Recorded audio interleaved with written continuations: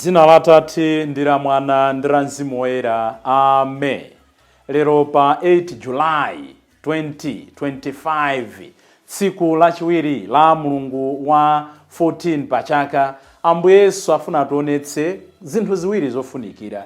Poyamba kuti iyeyo asanadalitse munthu amayamba kumgonjetsa kaye. Tosefe tizigonjera kaye kukufuna kwake, then ndi pamene tingadalire madalitso achauta. Ndipo muthenga wabwino Ambuye Yesu akufuula zokolola zachuluka, zinthu zambiri achepa ndi antchito. Apite ndani amayimba atu aseminari aja. Tikatenga buku lathu la nyimbo ndi mapemphero ife Akatolika, muli nyimbo namba 215. Yesu wati munda wakula antchito aperewera, ntchito yanga ndimafika pena tosefe tiziyankha Ambuye ndife ana anu tiopa tilibe zeru, koma mukatifuna Ambuye tidzavomera. Tizivomera Mulungu akuyitana tsiku ndi tsiku, nthawi ndi nthawi. Mawu athu oyamba akuchokera m'buku la Genesis, ndipo lero tili pa mutu 32 vesi ya 22 kulekeza 32. Iwe dzina lako ndani?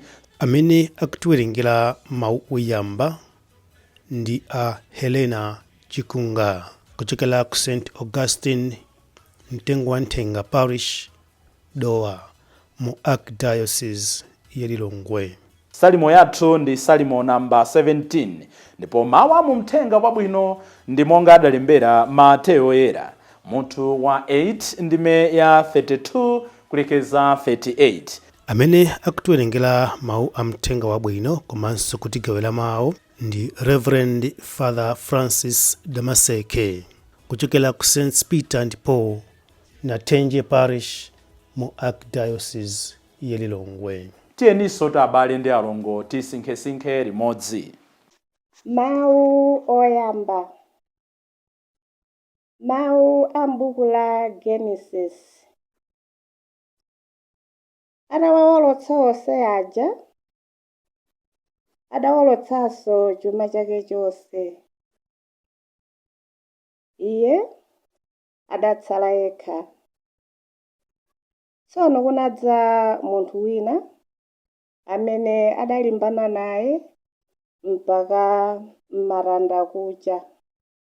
Munthuyo ataona kuti sakuphulapo kanthu, adamenya Yakobe mnyung'unyu.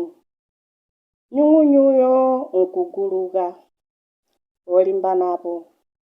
Apo munthuyo adati, taye ndizipita chifukwa kuli kucha.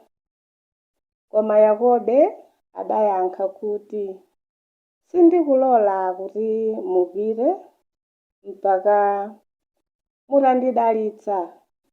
Munthuyo adamufunsa kuti, dzina lako ndiwe ndani? Yakobe adayankha kuti, dzina langa ndine Yakobe. Munthu uja adati, dzina lako silidzakhalanso Yakobe. Walimbana ndi Mulungu ndi anthu, ndipo wapambana. Motero dzina lako lidzakhala Israeli. Pomwepo Yakobe adati, choncho nanunso tandiwuzani dzina lanu. Koma munthuyo adati, n'chifukwa chiyani ukundifunsa dzina? Ndipo pompo munthu uja adadalitsa Yakobe. Yakobe adati, ndamuona Mulungu maso ndi maso, ndipo ndili moyobe. Tsono malowo adawatcha Penueli. Dzuwa lidamtulukira Yakobe pamene ankachoka ku Penueli, ndipo ankayenda motsimphina chifukwa cha nyung'unyu ija. N'chifukwa chake mpaka lero lino zidzukulu zonse za Aisraeli sizidya nyama ya pa nyung'unyu, chifukwa ndi pa mtsempha wa pa nyung'unyu pomwe Yakobe adamenyedwa. Mawu ya Ambuye.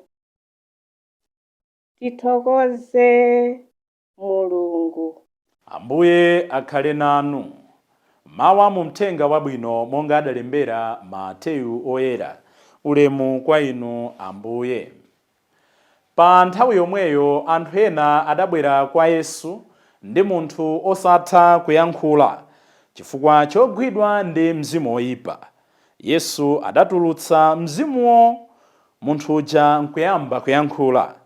Apo anthu onse adazizwa nati, nkale lonse Aisraeli sadazione zotere. Koma Afarisi adati, ameneyu amatulutsa mizimu yoyipa ndi mphamvu zomupatsa mfumu ya mizimu yoyipa ija. Yesu adayendera mizinda ndi midzi yonse, adankanaphunzitsa nyumba za mapemphero, nkumalalika Uthenga Wabwino onena za ufumu wakumwamba, ndipo ankachiritsa nthenda zonse za anthu ndi zofoka zawo za mthupi. Pamene adaona makamu a anthu, adawamvera chifundo, chifukwa iwo anali olema ndi ovutika ngati nkhosa zopanda m'busa. Tsono adawuza ophunzira ake kuti dzinthu nzochulukadi achepanda antchito. N'chifukwa chake mupemphe mwini dzinthu kuti atume antchito ake ukatuta dzinthu zakedzo.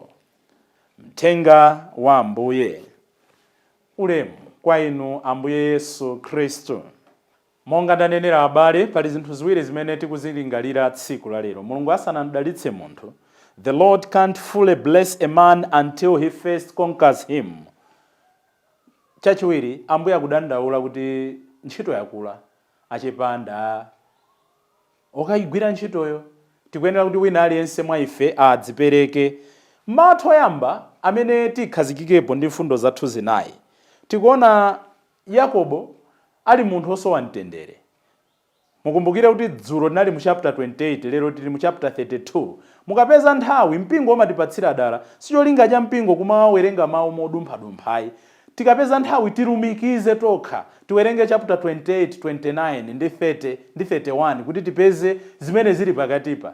Yakobo akubwerera kwawo kumene akufuna akayanjane ndi Esau. Dzulo timanena kuti ali ndi mantha ndikafika bwanji, watsogoza akazi ake, ana ake, adzakazi ake, chuma chake, mbali naye akuopa Labani akumusakasaka, wathawitsa chuma, wathawitsa katundu. Akuoneka kuti kantima kotenga zinthu, kantima kophangira zinthu sikakuchoka mwa iye. Kuti achoke kwawo adaba madalitso a Esau m'bale wake.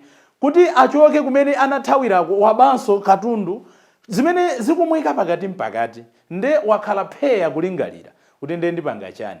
Nde tikumva kuti usiku umenewo adakumana ndi munthu, mngelo wa Ambuye m'maloto. Mngelo wa Ambuye amene adalimbana naye, adamenyana naye usiku wonse. Yakobo sanali kugonja. Nde tunena kuti Mulungu samadalitsa munthu asanamgonjetse. Uyambeka iwo wavomera kuti God do your will. Nde akupatsa chuma kuti ukantumikire monga iye afunira. Akupatsa unsembe ukachite nawo monga mmene iye akufunira. Akupatsa banja ukachite nalo monga mmene iye afunira. Ambiri tili ndi zinthu zokakamiza zimene Mulungu sanafuna kuti zitero. Remember, he is a God of freedom. Amalolera zinthu zina, koma tikumbukire kuti pamakhala dipo loti ambiri timakhala zinthu zijopanda nazo mtendere. So Jacob is facing many in his head.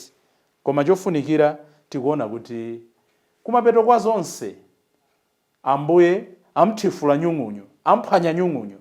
Nde Jacob akunena kuti sindikusiyani mpaka mundidalitse. Ambuye akumudalitsa chifukwa chonena kuti tsopano Jacob wanena kuti ineyo tsopano ndizichita kufuna kwanu, dalitseni.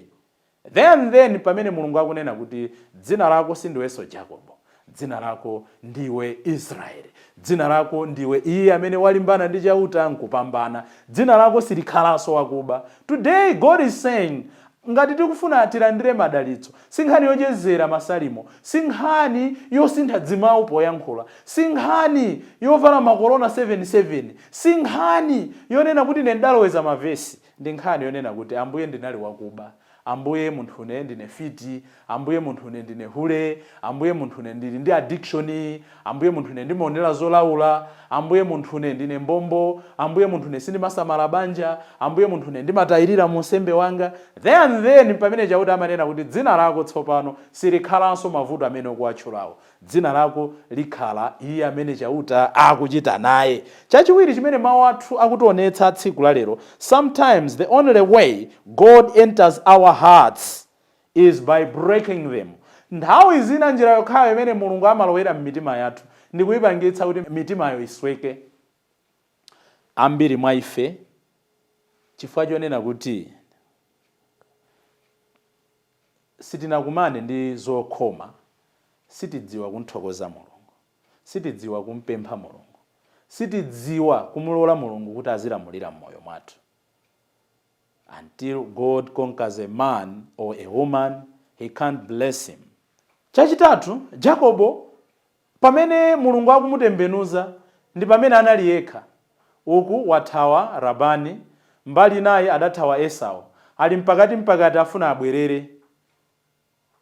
Chimene chimamulepheretsa ndikunena kuti uku amayang'ana Esau, uku amayang'ana Labani. Koma pamene anali yekha ndi pamene tsopano change inabwera. Ambiri mwa ife tikulephera kusintha because we focus on people and circumstances. Ndikachita ichi Labani aziti chani, ndikachita ichi Esau aziti chani, ndikachita ichi Labani aziti chani. Labani ndi Esau ndikunenayo ndi zinthu zimene timazigwirisisa, ndi zinthu zimene timaziopa. Ndikapereka masika matumba 8 anthu aziti chani, ndikachita zakuti anthu aziti chani. Many of us are consumed by people and circumstances, and therefore we miss a hand of God in our events. Jacobo anamusiya Esau uku, nkumusiya Labani uku, nkuona kuti tsopano Mulungu akuti chani mmoyo mwanga.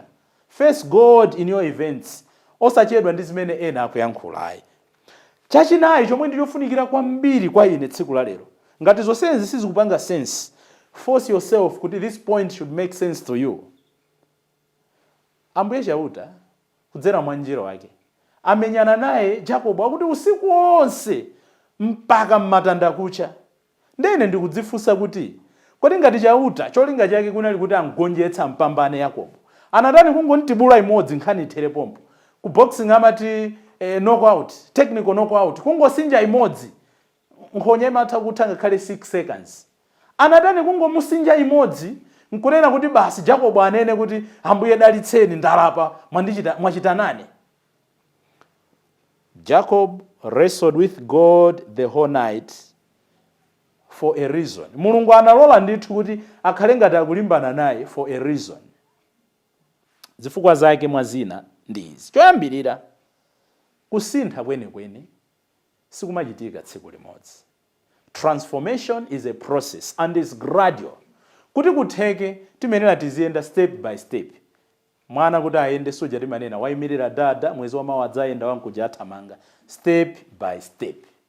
Kuti zinthu zisinthe mmoyo mwathu, financially tisinthe, psychologically tisinthe, even moyo wathu auzimu kuti usinthe. Sinkhani yonena kuti timanamizana anthu, tenti zinena zona, timanamizana. There is no way, chabwino, ndioneka ngati ochepa chikhulupiriro. There is no way munthu kungoti unali wakuba, unali ndi addictions, ungonena kuti lero andisanjika manja, basi kuyambira lero ndasintha completely. Ilo ndi bodza la nkonkhoniza, munthu asadza kunamizeni. It's gradual. Uvomere inde kuti pali vuto, kenaka ulisenze vuto lija, ulipanga identify, linamba bwanji, nditulukamo bwanji, strategize, kenaka uzimpempha Mzimu Woyera. Pang'ono ndi pang'ono usintha moyo wako. There is no way unali chidakwa chandiweyani. Lero ungonena kuti kuyambira lero muwasinzamwa mwina pa anthu 100, mwina atu mmodzi athu okwanitsa. Koma kwamba zona ambiri we have to struggle and struggle and struggle. Ndizimene akutionetsa. Jacobo sanangomusintha kuti iwe Jacobo upanga zakuti chipakera pa Jacobo nkonena kuti ndisintha. They had to struggle the whole night. Kumphunzitsa kuti change is a process. Chachiwiri, God sometimes amapanga delay the answers to test our sincerity. Mulungu nthawi zina amachedwetsa kuti atiyankhe, kuti aone kuti chikhulupiriro chathu ndi cholimba bwanji. Ndipo chachitatu, pa mfundo yonena kuti Mulungu amatipatsa mpata tisanasinthe ndi kukhala pabwino, nchonena kuti victory comes through surrender. Kupambana kwenikweni, Chipambano chabwino chimakhala pamene tsopano ndilolera kunena kuti zonse ndazisiya, ndasarenda kunena kuti am retreating. Munthu une ndili ndi vuto lakuti Ambuye pa ine ndekha silingathe vutoli. Mfundo yathu yotserezera tsiku la lero ndionena kuti it is often our strengths that keep us away from the Lord. Zinthu zimene zili zabwino, zinthu zimene zili zolimba, zinthu zimene tikuona ngati ndi mphamvu zathu, ndi zimene nthawi zambiri zimateleperetsa kumana ndi Mulungu. Ena our places of confidence, kumene timapita tikashota nkukapeza ndalama, ndi zimene zimatipangitsa kuti tisachiukire Ambuye. Ena ndi our intellectual capacities, timati tikalowa mklasi chilichonse chimatithekera, tikaphunzira chakuti chilichonse chimatithekera, tiyesere kukhwira zakuti zimatithekera. Ena timadzimva matupi athu, ena chibadwire ndisadadwalepo zodetsa nkhawa, amangodwala chifine kamutu here and there, zimenezo zimatipangitsa kuti tisachiukire Ambuye. Ena ndi chuma chathu kumene tikafuna kugula galimoto, tikafuna yenda ulendo, tikafuna kudya zakuti, tikafuna upanga zakuti, we live a comfortable life, so much so that life is so easy for us.